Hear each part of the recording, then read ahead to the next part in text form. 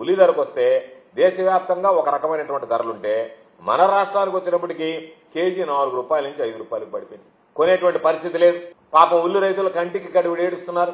ఈ ప్రభుత్వం ఆదుకోవాలనేటువంటి ఆలోచన లేదు. చంద్రబాబు నాయుడు గారు ఎంతసేపటికి ఉపన్యాసాలు ఇవ్వడం, నేను బ్రహ్మాండంగా చేశాను, ఇది రైతు పక్షపాత ప్రభుత్వం అని చెప్పడం, సెట్టింగ్లు వేయడం, ఆ సెట్టింగ్ల ముందు కూర్చోవడం, ఏదో ఒకటి ఇస్తానని చెప్పడం, దాని మీద ఈరోజు అర్హులైనటువంటి వాళ్ళందరికీ కూడా ఇవ్వకుండా పూర్తి స్థాయిలో వాళ్ళకి మొండి చేయి చూపించి అన్నదాత సుఖీభవ అని చెప్పని ఆ పేరు మాత్రం పెట్టుకున్నాడు.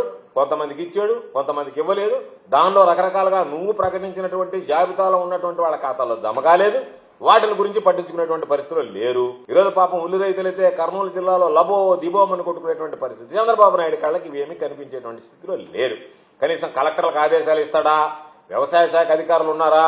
లేకపోతే వాళ్ళు ఏదన్నా ఎక్కడన్నా వ్యవసాయ శాఖ పరంగా ఇబ్బందులు వస్తే అతివృష్టి కావచ్చు, అనావృష్టి కావచ్చు, పంటల బీమా కావచ్చు, లేదా రైతులకు సంబంధించినటువంటి గిట్టుబాటు ధర కావచ్చు, ఎక్కడ ఏ విషయంలో కూడా పట్టించుకునేటువంటి పరిస్థితి కనిపించడం లేదు. మరలా పాపం రైతు ఈరోజు అప్పులు పాలి, పెట్టుబడి సహాయం లేక రైతు పాపం మళ్ళా మైక్రో ఫైనాన్స్ పోయి అధిక ధరలు వడ్డీలకు తెచ్చుకుని ఆ వడ్డీలు కట్టలేక రైతు వ్యవసాయం కుప్పకూలిపోయేటువంటి పరిస్థితి ఏర్పడింది. కాబట్టి ఈరోజు ఎంతసేపటికి చంద్రబాబు నాయుడు పని ఏంటంటే భూముల సంతర్పణ చేద్దాం, కమిషన్ వస్తుంది, రాజధానిలో బిల్డింగ్లు కడదాం, దాంట్లో మొబిలైజేషన్ అడ్వాన్స్ ఇద్దాం, దాన్ని ఏ విధంగా కొట్టేద్దాం, ఇది చాలదు కాబట్టి మరలా కొత్త రాగం అందుకొని బనకచెర్ల, పోలవరం దానికి సంబంధించినటువంటి దాంట్లో ఏదన్నా కాంట్రాక్ట్ వస్తే ఆ కాంట్రాక్టుల్లో 10% మొబిలైజేషన్ అడ్వాన్స్ ఇచ్చి కొనుక్కేద్దాం అనేటువంటి ఆలోచన తప్ప రాష్ట్ర ప్రయోజనాలు, రైతుల ప్రయోజనాలని పూర్తిగా విస్మరించాడు.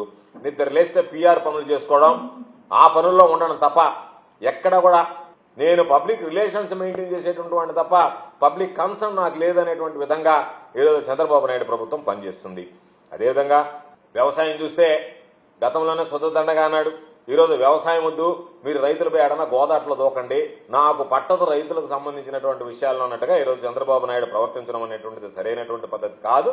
జగన్మోహన్ రెడ్డి గారు ఉన్నప్పుడు వ్యవస్థలు సమర్థవంతంగా పనిచేశాయి. వాటన్నిటిని ఒక్కొక్కటి నిర్వీర్యం చేస్తా వచ్చి ఈరోజు రైతులకు పాపం నష్టపోతే పంట బీమా ద్వారా కూడా, ఆ రోజు ఉచిత పంటల బీమా అంటే రైతు ధైర్యంగా నష్టపోయినటువంటి అవగాహన లేనటువంటి రైతు బీమా కట్టుకోకపోయినా ప్రభుత్వమే ఆ బీమా భరించి ప్రీమియం రైతులకి పంటల బీమా అందించినటువంటి నేపథ్యం.